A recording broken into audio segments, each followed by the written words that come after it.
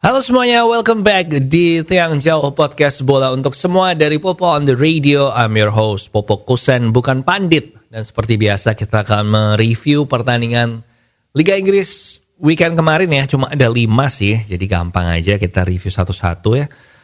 Dan sekaligus mempreview pertandingan Premier League weekend ini yang udah full lagi. Well, weekend ini gak sih?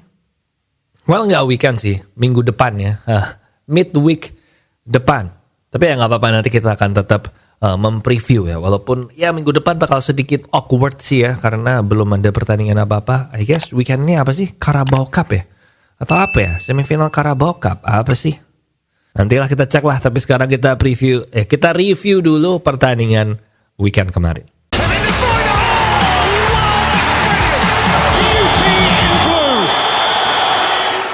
Nah, yang pertama adalah Arsenal Crystal Palace 5-0, dan ini pertandingan yang aneh sih. Gue yakin Arsenal menang, cuman gue kaget skornya 5-0. Dan setelah gue nonton, sebenarnya menurut gue permainan Arsenal waktu lawan Liverpool tuh lebih bagus dibandingkan kemarin lawan Crystal Palace. Walaupun skornya 5-0 nih sama Crystal Palace, tapi ya gitu. Soalnya memang Crystal Palace-nya yang jelek banget sih, mainnya tuh gak jelas, kayak tanpa arah dan tujuan. And good newsnya buat Palace adalah menurut gue Crystal Palace akan tetap aman dari degradasi ya, karena ada 3 tim yang konsisten lebih jelek daripada mereka. Cuman ya buruknya mereka bakal di peringkat 17 atau satu posisi di zona degradasi, dan itu kan posisi yang berbahaya ya, karena kalau mainnya kayak gini terus, nah bukan gak mungkin mereka bisa kepleset. Jadi Crystal Palace nih perlu perubahan.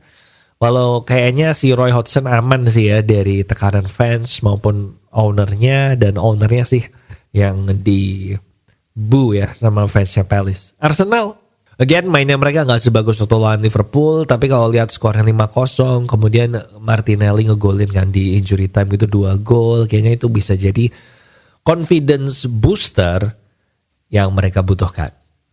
Next ada Brentford Nottingham Forest 3-2. Nah sebenarnya sejak Nuno Santo itu jadi pelatihnya Nottingham Forest, dia itu hasilnya bagus loh. Mereka main 6 kali kan all competition, menang 3 kali, kebobol 12 gol tapi ngegolin 14.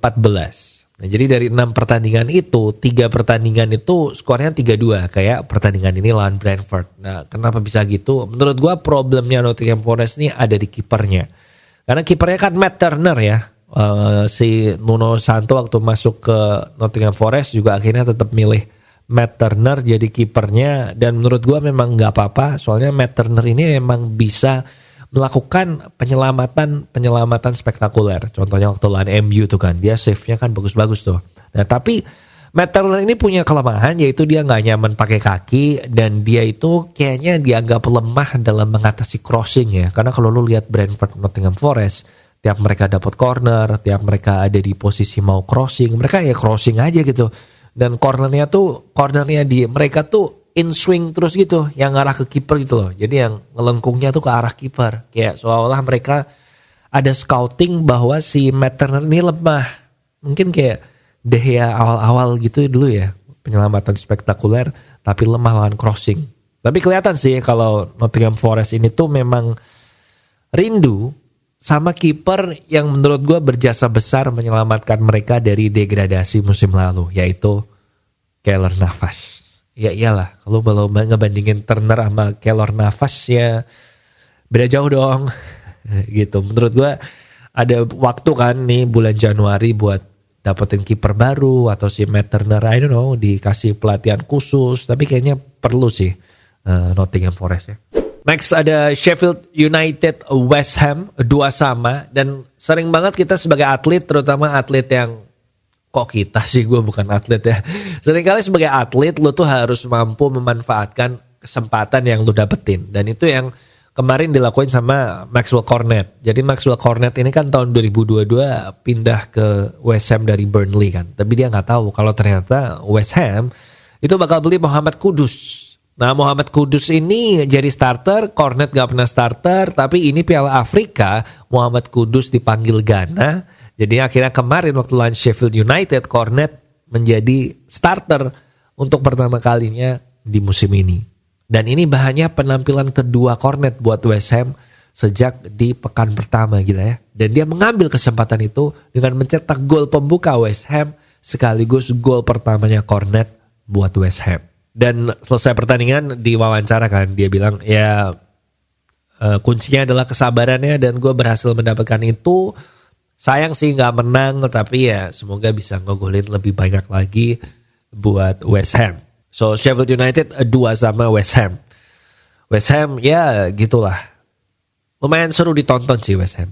Next, ada Bournemouth lawan Liverpool 4-0 dan ini benar-benar satu pertandingan yang cerita dua babak ya. Jadi babak pertama tuh berjalan alot, ketat, 0-0, gak gitu banyak yang mendapatkan peluang dan kemudian babak kedua jadi pembantaian. Nah kelihatan jelas sih perubahan taktik yang dilakuin sama Klopp ya. Jadi di babak kedua itu Darwin Núñez dari sayap kiri dipindah ke tengah. Kemudian Diogo Jota itu dipindah ke kanan untuk menggantikan perannya Luis Diaz sebagai Mohamed Salah KW. Dan Bournemouth gak punya plan B, jadi dia kebingungan dan akhirnya ya udah deh terbantai. Dan si Jota ini, gue lumayan yakin Jota ini bisa jadi soldiernya Liverpool gak sih? Dalam artian dia itu menjadi striker yang bisa selalu menciptakan perubahan dan dia gak harus starter. Nah tinggal si Jota ini bisa menerima apa enggak nih perannya dia sebagai ya kan nggak harus jadi starter gitu, jadi super sub gitu, dia bisa menerima apa enggak. Tapi Jota keren sih. So itu dia, ada satu lagi pertandingannya Brighton lawan Wolves tapi itu 0-0. Jadi gue nonton highlightnya aja males. But gue happy sih soalnya kiper gue di FPL tuh si Jason Steele ya dan dia dapat 10 poin, jadi gue cukup happy. Tapi ya udah gue nggak nonton matchnya jujur, jadi ya udah nggak usah aja ya. Terus weekend ini ternyata FA Cup ya, bukan Premier League. Jadi gue akan kasih jadwal weekend. Kita mempreview FA Cup aja weekend inilah ya. Weekend ini FA Cup itu yang seru. Ada Chelsea lawan Aston Villa hari Sabtu jam 2.45 pagi. Terus hari Sabtu jam 3 pagi ada Tottenham lawan Man City. Udah sih, pilihan gue dua itulah. Kalau lo fansnya Liverpool, lo bisa nonton Liverpool lawan Norwich. Fansnya MU bisa nonton Newport lawan Man United. Tapi partai pilihan Popo weekend ini adalah Chelsea Aston Villa dan Tottenham Man City. Gitu aja I guess buat yang jauh kali ini. Gak gitu panjang, pertandingannya sendiri juga cuma 5 dan preview juga FA Cup. Nah minggu depan kita akan melihat pertandingan yang seru-seru ya. Karena Premier League akhirnya balik lagi full 10 pertandingan dalam satu minggu. And gitu aja. Jangan lupa share ke temanmu yang juga menganggap bola adalah teman dan juga suka bola dan juga suka sepak bola. Dalam waktu dekat yang jauh akan berubah format sedikit ya. Jadi gak hanya fokus ke Premier League dan gue akan kedatangan co-host. Jadi akan mulai berdua dalam waktu dekat. Jadi semoga makin cepat terrealisasi ya. Soalnya sekarang orangnya lagi meditasi dulu, lagi persiapan dulu. Oke. Di sini Popo Kusen, thank you for watching and I'll see you when I see ya.